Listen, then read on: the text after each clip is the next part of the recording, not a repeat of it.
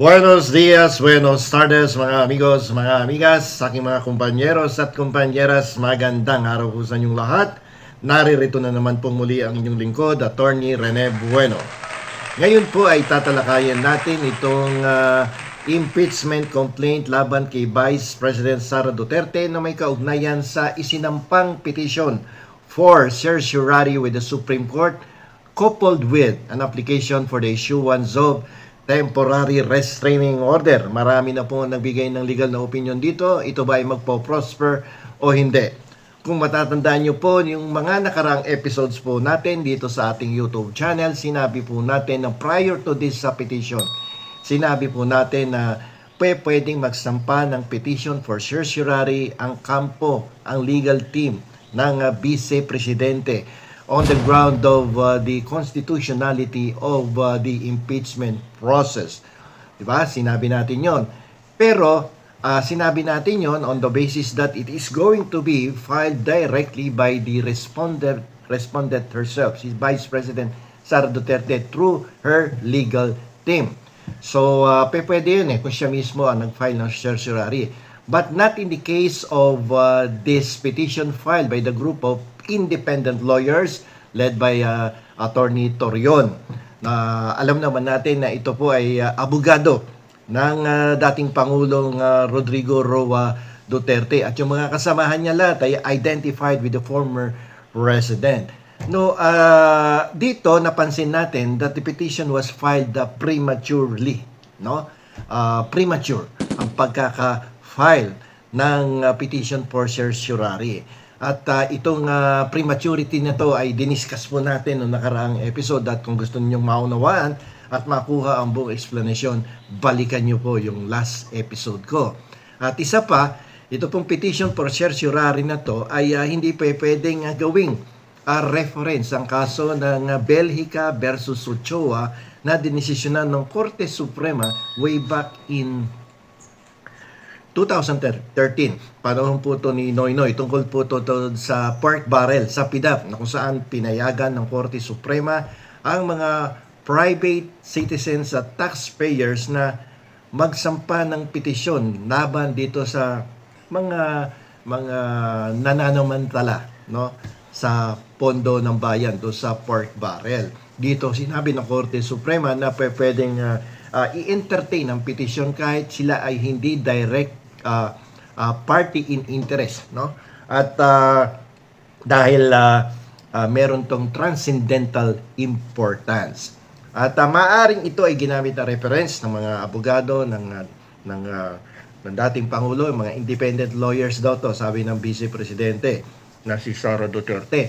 So, iba po ang sitwasyon dito, no? Dahil doon sa dating kaso na yun ay sinasabi ng Korte Suprema na kailangan pangalagaan ang kapakanan ng mga mamamayan, no, sapagkat greatly affected sila sa sitwasyon, sapagkat pera nila yun taxpayers money ang ginagastos. So definitely dapat pag may isang taxpayer na nagsampa ng reklamo, kailangan intindihin at ini-entertain sapagkat apektado ang kanyang karapatan. Doon po sa Belhica versus Ochoa yan. Pero dito sa kaso ni Vice Presidente Sara Duterte ay hindi pwedeng maging applicable tong Supreme Court decision na to ng Belhica versus Ochoa sapagkat dito ang karapatan na pinoproteksyonan ng mga independent lawyers ay hindi karapatan talaga ng taxpayers at ng ordinary citizen, kundi ang karapatan na nasasakdal ng respondent na si Vice President Sara Duterte. And at the same time, they are well identified with the Vice President na talaga namang gusto nilang bigyan ng protection dito sa nangyayaring impeachment process laban sa kanya diyan sa House of Representatives. So yung detalye nito, no, tungkol do sa mga dahilan kung bakit hindi ito dapat mag-prosper at dapat ibasura to ng Korte Suprema ay ipinaliwanag ko nung last episode, no? At kung gusto niyo malaman ang detalye ay balikan niyo po yung nakaraang episode.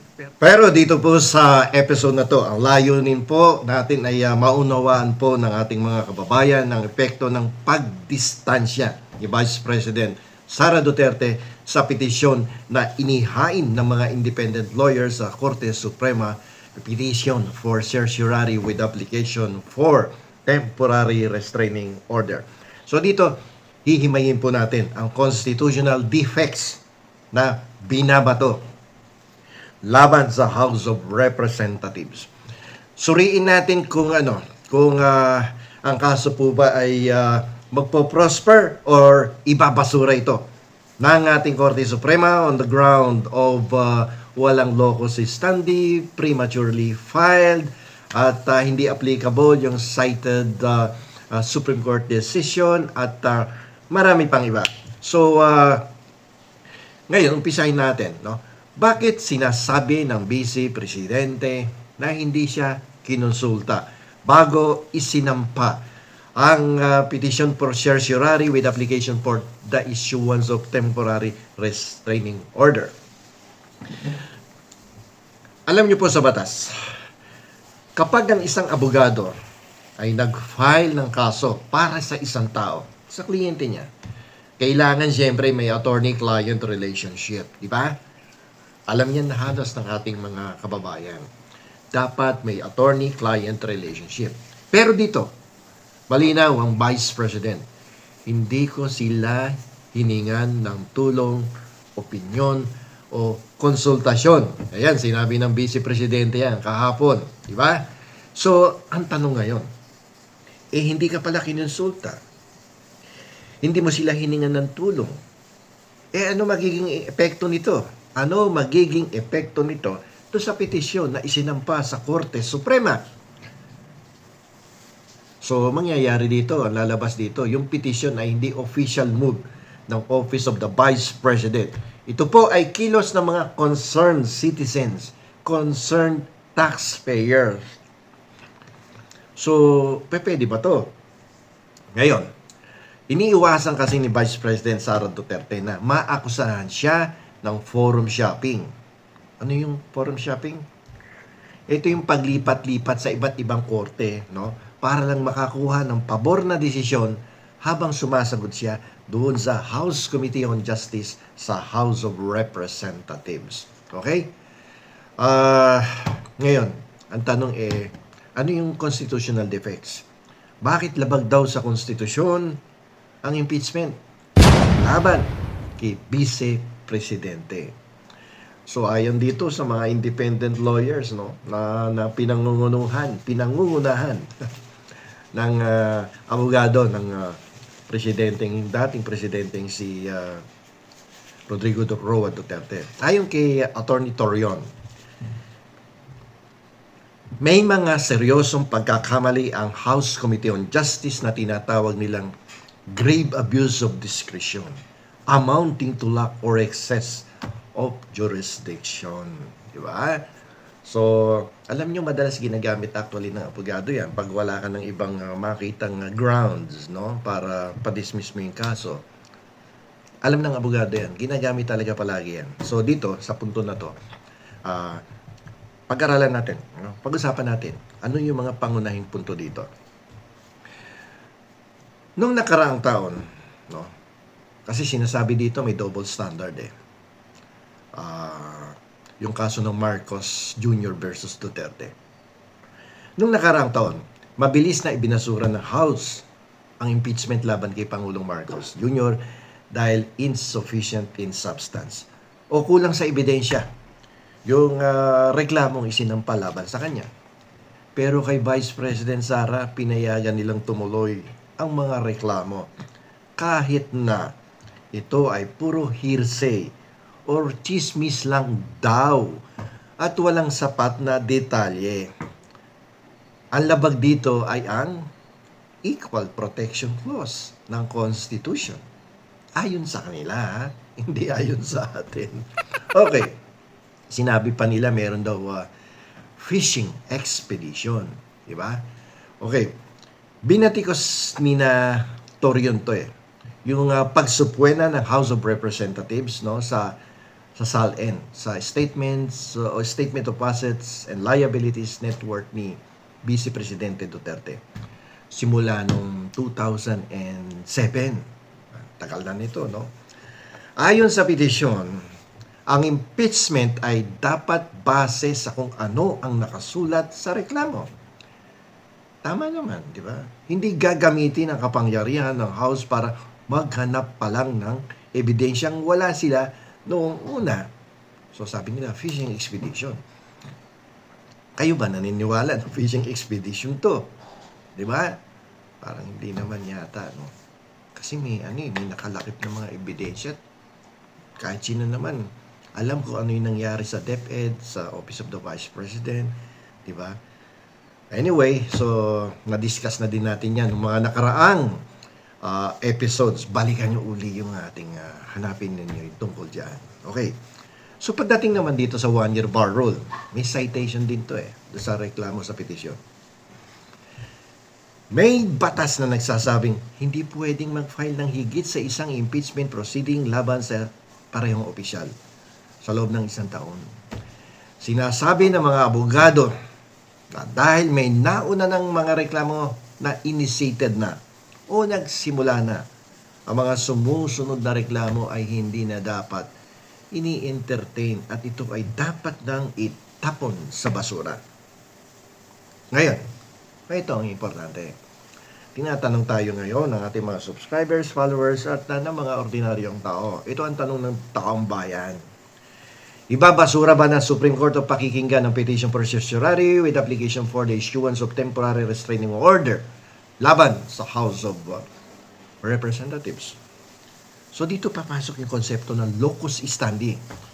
Ang ibig sabihin niyan, yung karapatan mong magdemanda, yung karapatan mong magsampa, magsumite ng reklamo o petisyon sa hukuman. Okay?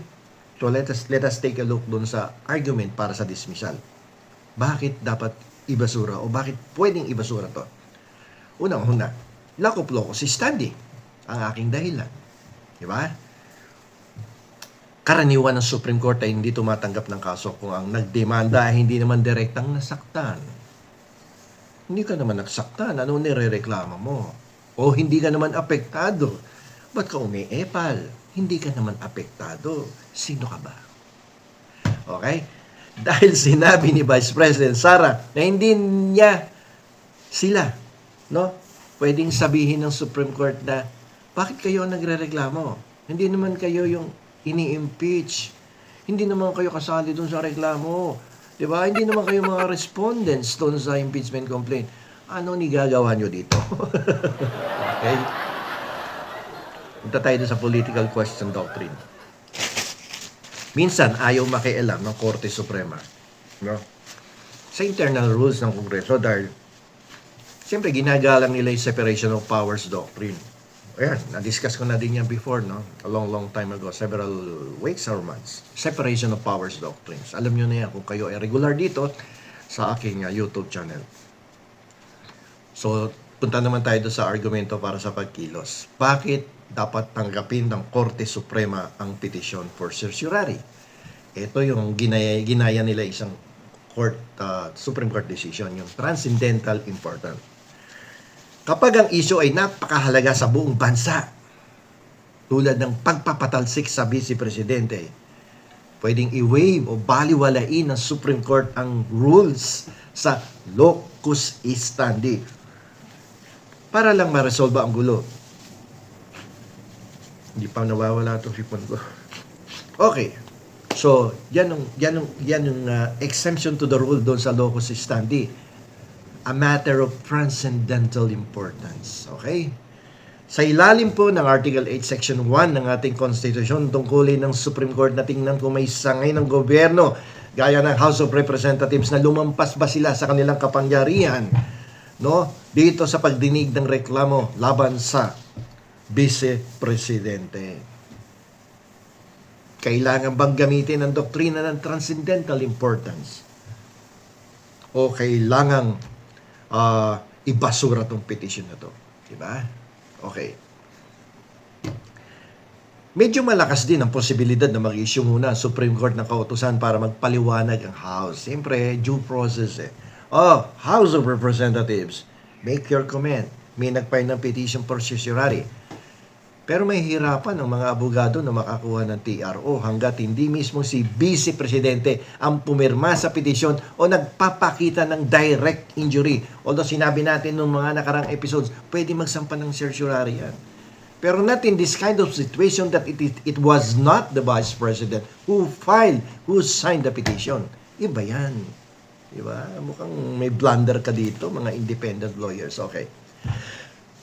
Okay, so yan ang iintay natin sa susunod na mga linggo na dadating sapagkat marami ang nasasabi, ibabasura yan, petition na yan on the basis of the doctrine of locus standi. Meron din mga nagsasabi na ito ay didinggin ng Korte Suprema on the basis of the previous decision of the Supreme Court.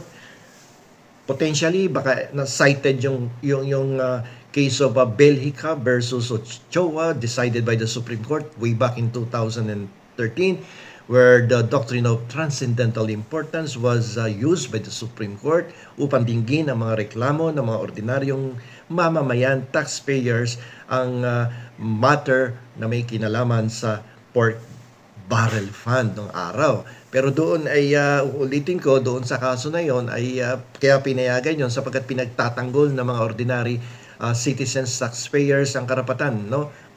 Pangkabuuang karapatan ng mamamayan dahil ang pondo nila, pera nila na ibinabayad sa gobyerno bilang tax ay apektado lahat ng tao dahil kaya doon pinayagan dahil protection para sa taong bayan.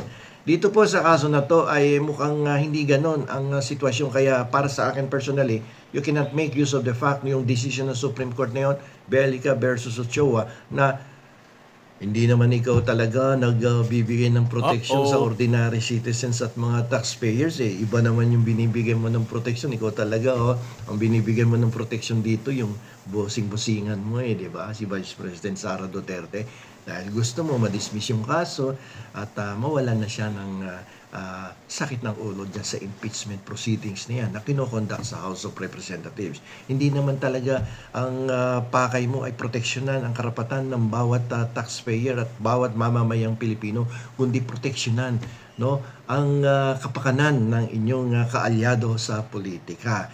So, mali yun kasi kitang-kita naman ang motibo dito sa pagsasampa ng petition for certiorari with application for the issuance of temporary restraining order.